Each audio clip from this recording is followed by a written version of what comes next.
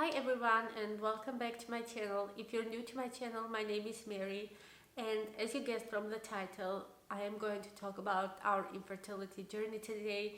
This is something so private for my family, not many people know what we have been through with my husband throughout last 5 or 6 years.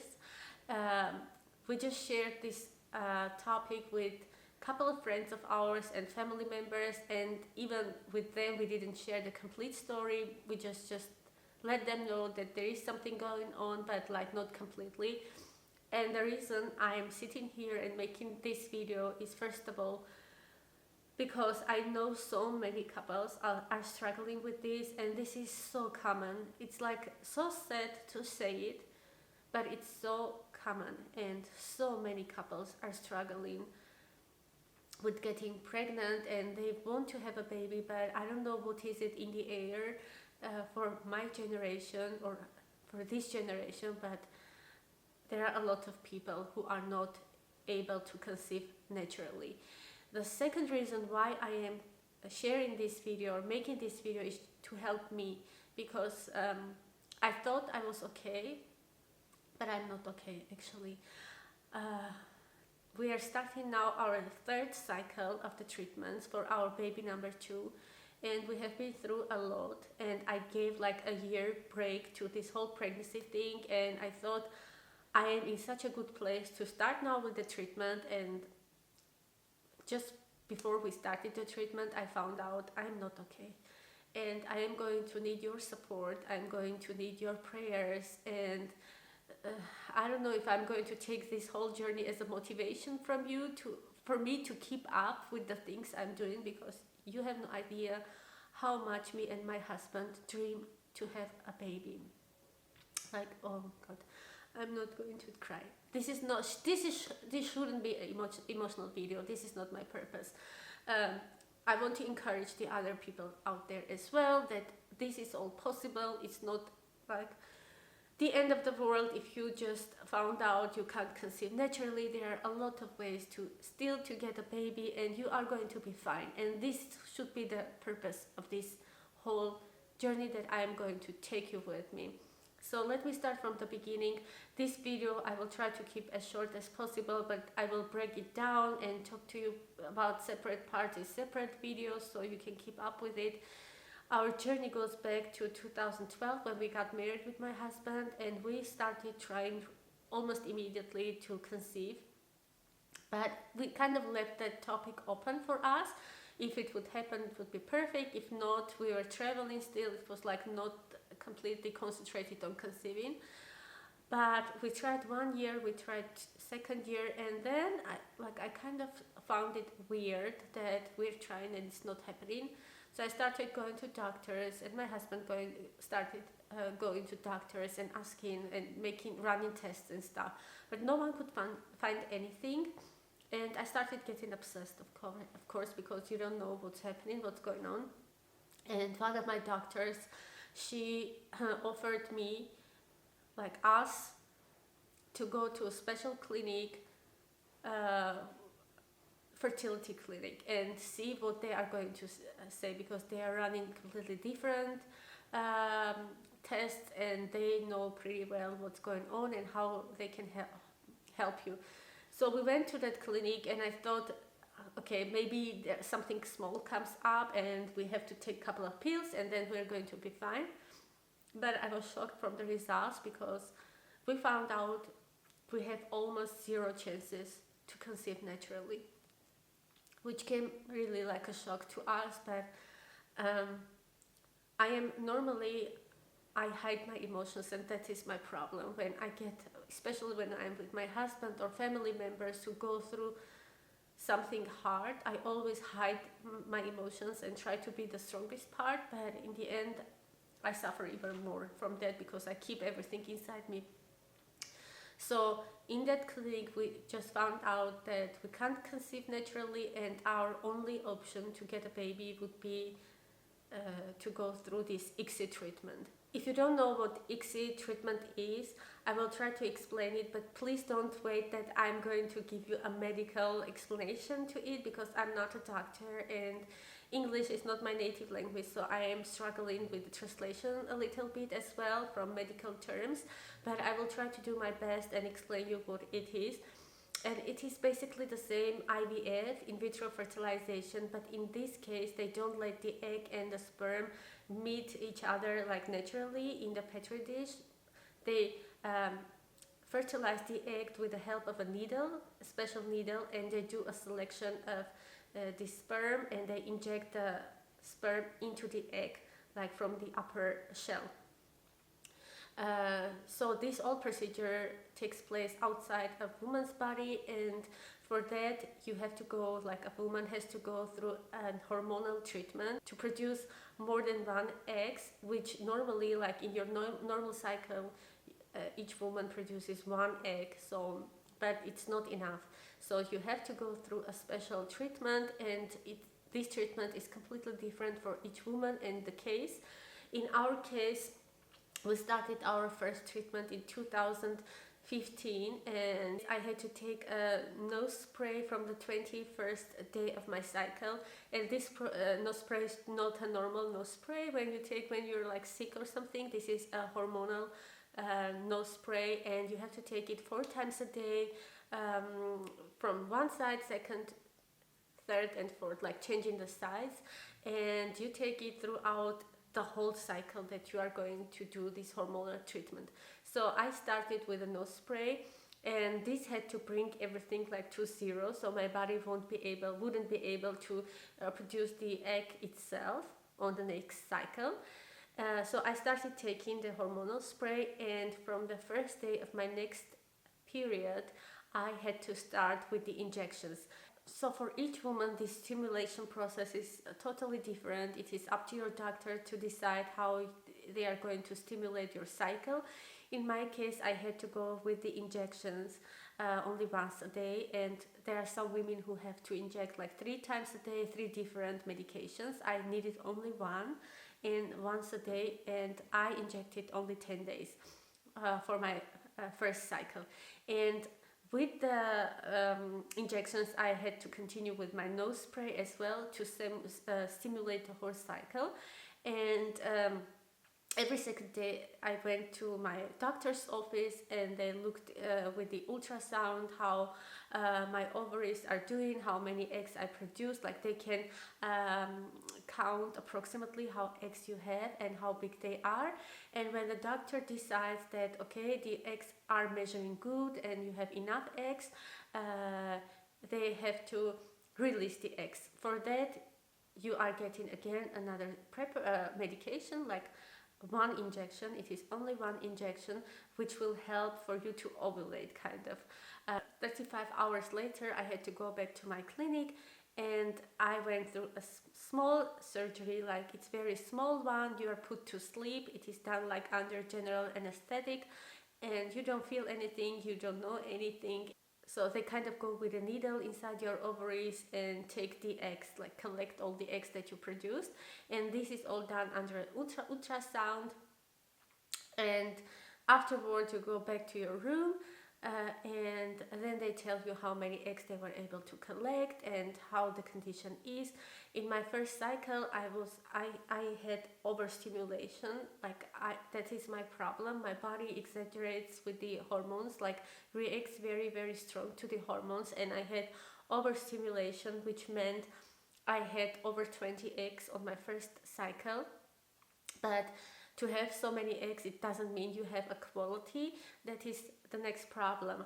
I had over 20 eggs. I think 19 of them were ripe, and I had a bunch of really small ones which they didn't even collect. They left it in my body, and only 6 of them got fertilized. I got sad about that, but my doctor told me that it's not bad at all, because we are going for a quality and not a quantity. And to fertilize the eggs, they take the sperm of a man and do a selection.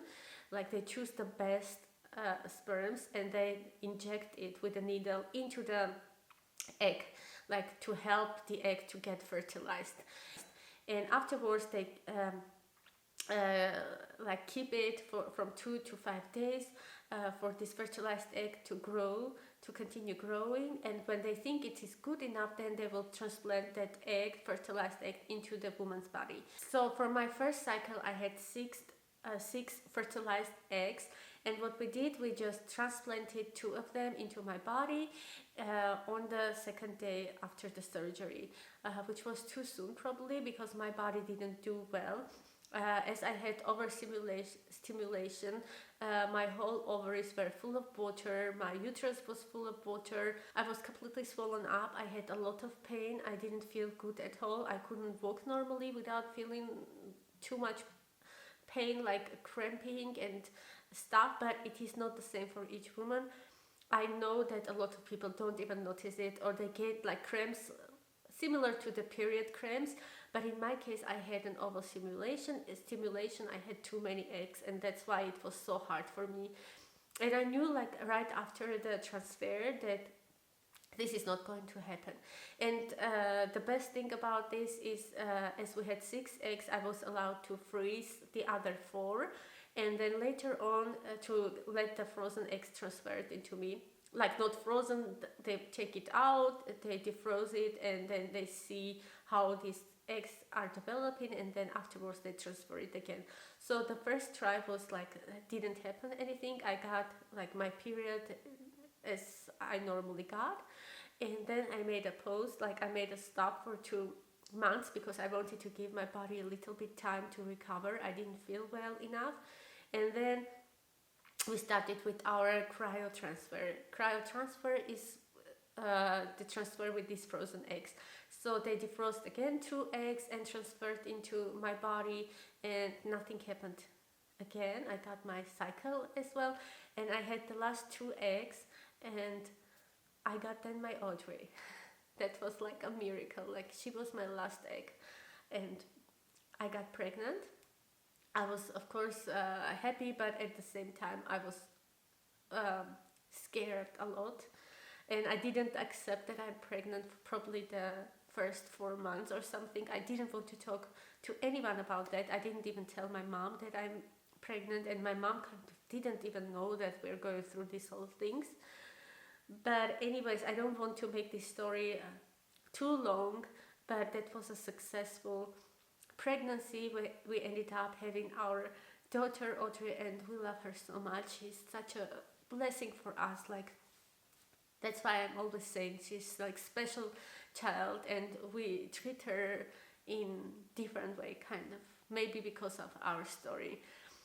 So when Audrey was 1 year old, we started kind of trying for this baby number 2, and as our first experience was that good, I wasn't scared at all. Of course I was like a little bit worried how it will go, because you never know, but at least I had a good experience already, and I was pretty much sure that everything is going to go well, and my body is not sick or something, so my body will be able to get pregnant and carry a baby.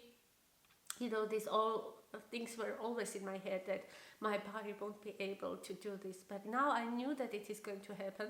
So we went to our clinic again and started running the tests again, and I think, when did we start? Yes, Audrey was 1 year old, I want to say, when we started with the second round. But the second round was completely different than the first one, because I had different doctor in this clinic, who I love as well, like it's not a problem, but I think you understand with some doctors better than the others. And she kind of gave me a standard amount of medication, injections, and my body, probably it was again for the postpartum hormones or whatever it was, but it reacted on it even stronger than the first time around. And this time I took my injections only 1 week, because after a week I was already in a danger that my ovaries will just explode. You know, I had like over 30 eggs already, ripe ones, big ones, and we had to, after a week we had to inject me to release the eggs, kind of. So I went to my surgery again, and this time we had, I think, 24 ripe, like big eggs and over 30, like we had a lot of bunch of small eggs, like the whole amount of the eggs were over 30, and 22 or 24 of them were ripe ones, and only 13 of them this time let themselves to be fertilized. 2 of them were of a bad quality, we threw it away, and then we started again the whole process. But this time I did not let them to transfer the fertilized eggs like 2 days after the surgery. I said I want to go home and wait for a couple of months, because I did not feel good at all. Like this time I felt even worse, like I was so blown up and so much in pain, and I had a lot more water, like to the amount that my doctor wanted to put me into hospital. But as I had like a little baby at home and I had no help, I couldn't leave my baby anywhere, and I had to come home. I said I will come home and I will lay on the couch. I had to take another injections against thrombosis, because you know, if you have that much that big of an ovaries and so much water, you are under risk that you can get a thrombosis. So I had to take these injections as well, and I had to do so many things that the water would go, and this water stayed in my uterus around 3 months, and after 3 months, when everything looked okay, I started again transferring. But I didn't think of that having so many eggs does not mean that you are going to have success, and unfortunately we got a couple of miscarriages like after the transfers. We had 3 miscarriages, and at this moment I can talk about them without like too much emotions, because I think I am over them. I could process them and I had my closure, but it still hurts to think about them. And probably I will make a separate video about my miscarriages and how I dealt with it, because I think it's very important, and I went through a moment where I think a lot of people have to deal with this, and I don't know if that will be supportive or not, but I think I will talk about that in separate videos. Anyways, I had 2 miscarriages on the 10th week, and 1 biochemical pregnancy, which ended up in a miscarriage, in a normal miscarriage, and that was last November. Like it was last November, and that was my last transfer, last eggs, and no baby. So our second Icsi treatment was completely a failure, and not only a failure but very traumatic and sad failure. We went through a lot of things with my husband, and then I made a pause. I said I can't do this anymore, and I need a distraction. I need a place where I go and I don't think about babies and getting pregnant and procedures. So I opened my YouTube channel, and my husband, he thought, like in the beginning, he didn't want me to talk about this with anyone, but at this moment in his life, he thinks that it is actually going to help me to find some people who are going through this same thing, because you guys, it is so hard. You can have a lot of good friends, but if they don't go through the same thing, it's not their fault that they can't understand you completely, because not every single person wants to have baby as much as the other one, like me, because I'm really obsessed with babies, okay? And all my life, even when I was a child, I always dreamed to become a mom. Like if others were dreaming about becoming a doctor or an actress, I wanted to be a mom. And for me it was hard to know that I can't conceive with my husband in a normal way, and we have to go through so many difficulties to actually get a baby, and we still feel that we are blessed to have one. And I don't regret this way. This will sound weird, you guys, but I think there is a reason to everything, and maybe the reason to this was that we will appreciate our baby or our child a little bit differently, because I see so many parents and sometimes I understand maybe this was the reason. I don't regret anything. I don't want any pity or something. This is a hard road, but in the end of the day, me and my husband, we became a lot stronger as personalities and a lot stronger as a couple. And that was important. It was very hard. Don't think that it was all smooth and we were like, oh, I can help you. It was not like that, no, but we had to go through a lot of struggles in ourselves and in our relationship, and today we're in such a better place than we used to be. And now we're starting with our third cycle. I already started with my hormones, with my nose spray 2 days ago, and I thought I am fine and I can do this, but in the end I found out that I am not fine. I am really terrified and scared that these miscarriages may happen again to us. I'm planning to film it for you and to take you with me. Of course, I can't take you through the surgeries or the rooms because normally I am with other people there and I can't show them, of course, in the camera, or I can't show you probably the injections, like how I inject, because I don't know how appropriate is that. I don't think that I will be comfortable to show you how I inject myself, but I will show you the whole process, how I feel, what are the medications, what are we doing. But this time we have a little bit different plan. We decided to take less medication, like amount of medication less. We are going for less eggs, but the eggs that will be of a better quality. A huge amount of eggs does not mean that you have good quality there, and that's the problem. Like, you get so excited that you produce so many eggs. In the end of the day, they all were of a bad quality, and there are things, very important procedures that Germany is not allowed to do, and I will probably talk about that in another video, why this is going to be our last try in Germany, because we are going to try in Germany for the last time. If this one won't happen, then either we will stop completely or we will go to, like, we will go abroad and try there. I hope I could explain to you what Icsi procedure is, what we are going through, just a little bit. I will break this topic in parts so you will have better understanding of what we have been dealing with. Anyways, we're starting with our third cycle, and I hope you understood the terminology that I use, because it's hard for me to translate from German to English, and I hope it won't be a big issue. And if you have questions, please write them down, and please say your prayers for us, because we're stepping into a very important stage of our lives, and I'm glad to share it with you. Like, I know I will find some people who will really understand me, and I can't expect it from everyone, because like, if you don't go through the same things, it is hard to understand the other person, like the obsession why the woman wants to have baby that much. At least my experience told me that not a lot of people understood it. So I will just finish this video here today. Leave me your questions if you have some.